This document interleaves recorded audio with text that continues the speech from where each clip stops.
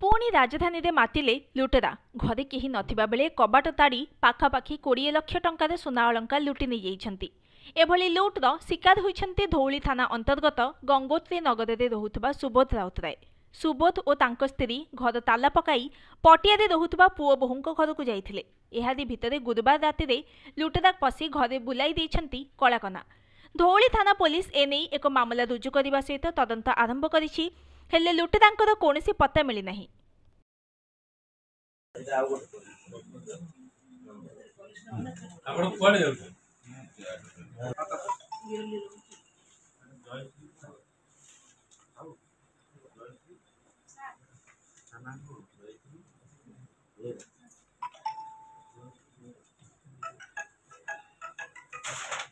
police रे आउ किछ अछि कि